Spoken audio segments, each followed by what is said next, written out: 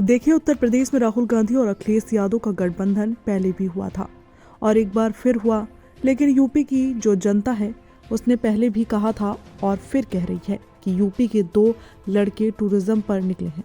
इन्हें 4.5 साल तो जनता ही याद आती ही नहीं, बस चुनाव देखते ही साथ हो लेते हैं। ये जनता को बेवकूफ़ समझ रहे हैं, मगर यूपी की जनता का भरोसा सिर्फ मोदी योगी पर ही है। रविवार को ये बातें राज्यसभा सदस्य व पूर्व deputy CM doctor Dinesh Sharma ने कही।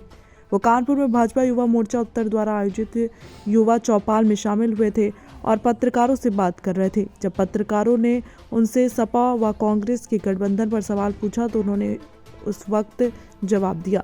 जब राज्यसभा सदस्य डॉक्टर दिनेश शर्मा से ये सवाल किया गया कि आखिर पेपर लीक के प्रकरण पर योगी सरकार क्यों फेल हो रही है, इस सवाल के जवाब में उन्होंने बताया कि पेपर लीक प्रकरण पर अब सरकार बेहद सख्त है।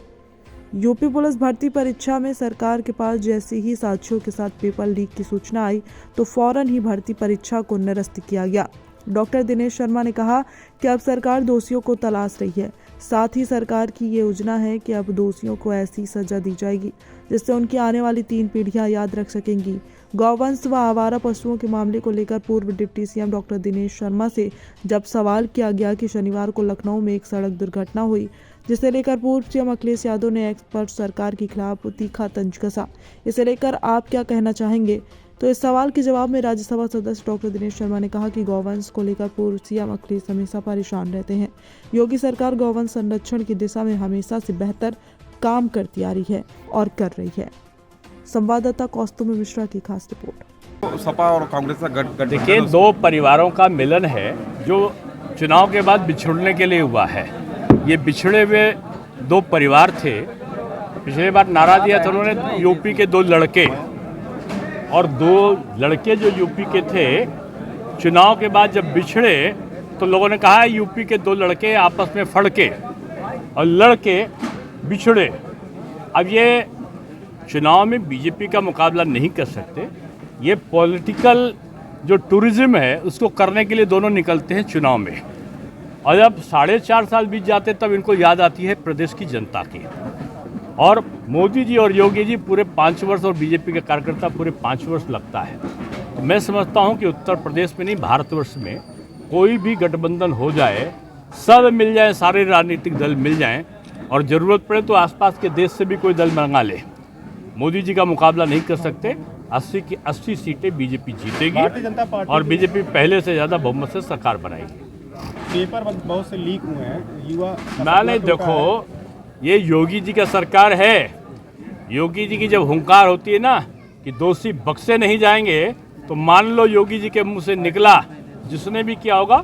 और आप देखो, 1 मिनट नहीं लगा, उन्होंने जरा सी आशंका, हालांकि प्रूफ नहीं हुआ था कि लीक हुआ कि नहीं हुआ, लेकिन जहां इसकी खबर भी आई उन्होंने तत्काल इसको न केवल निरस्त किया, जांच बैठा ली है। और आप देखेंगे आने वाले समय में जो दंड होता है, 3 पीढ़ियां इस प्रकार का कृत्य करने वाले लोगों की जो दोषी हैं उनकी 3 पीढ़ियां याद करेंगी कि नकल कराना या पेपर लीक करने का हश्र क्या होता है। सर, अखिलेश यादव ने कल आवारा पशुओं पर ट्वीट किया है। अब उनको पता नहीं गोवंश से इतना नफरत क्यों है। वो जानते हैं कि गोवंश के संरक्षण के लिए पंचायत स्तर पर मोदी योगी सरकार ने इंतजाम किया है। उन्होंने पहली बार अखिलेश जी की सरकार में भी या किसी और सरकार में व्यवस्था नहीं थी, 900 रुपये प्रति जो गोवंश है उसके भोजन की व्यवस्था इस सरकार ने किया, उसको बढ़ा के 1500 रुपये कर दिया। तो ये पहली बार सरकार कर रही है। अब गोवंश की कटाई नहीं हो रही, ये दुख है विपक्ष के लोगों का। पहले कसाई काट देता था, अब वो कसाई काट नहीं पा रहा। वो जानता है कि अगर काटेंगे तो उसका नतीजा क्या होगा। तो वो व्यवसायों पर असर पड़ा है लोगों को, इसलिए अब गोवंश उनको इतराज हो रहा है। लेकिन जहाँ भी इससे किसानों को नुकसान हो रहा है तो उसको नुकसान नहीं होने दिया जाएगा, और पूरी तरीके से सरकार गोवंश का संरक्षण भी करेगी और जो बेसहारा पशु हैं उनसे फसल को नष्ट भी नहीं होने देगी।